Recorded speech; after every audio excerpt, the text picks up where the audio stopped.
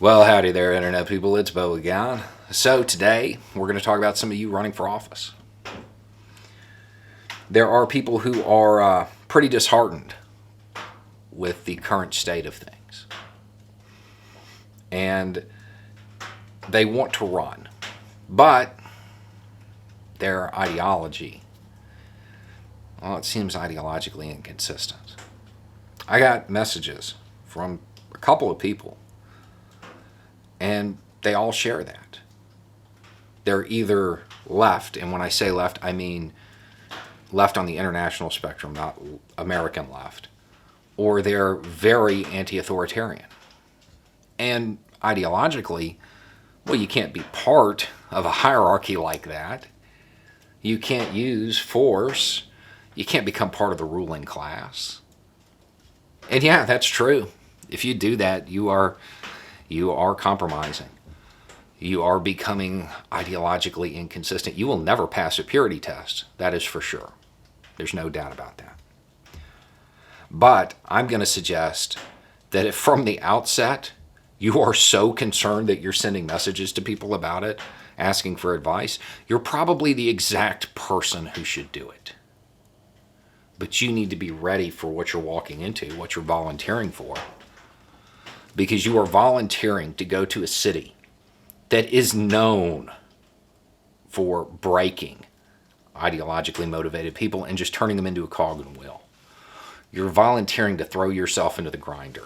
You had better be committed to your beliefs. But you never get to say what they are. Because if you do, well, that's a little too radical for the mainstream and you'll never get reelected. I do think it's funny that none of the messages actually said the ideology at all. And that's good. You got to get used to it. You're never going to be able to walk out and say, oh, well, I'm a socialist or whatever. Because then it's over. You should be prepared to be completely isolated. Because those who are around you, well, you're going to be too radical for them. And your current allies, those people who support you right now, once you're in office, you sell out. Part of the ruling class, you're part of the system now. It's going to be thankless because there's not going to be a lot of wins. You're not going to get much done, realistically, because you're going to be fighting against, well, everybody.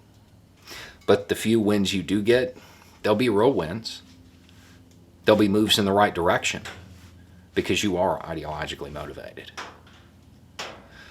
You know, it's been said that nobody worthy of holding public office will run anymore. And I believe that to be true, for the most part. If you're going to do this, you have to know right away, right up front, what your goals are, what you're hoping to accomplish, how willing you are to live a life that is basically you being undercover and pretending to be something that you're really not. Because if you have an ideology that's on the fringe, if you really want to move things in a radical direction, you can't tell anybody. Because then you become unelectable immediately. You need to know what you're willing to compromise on. And you have to stick to it.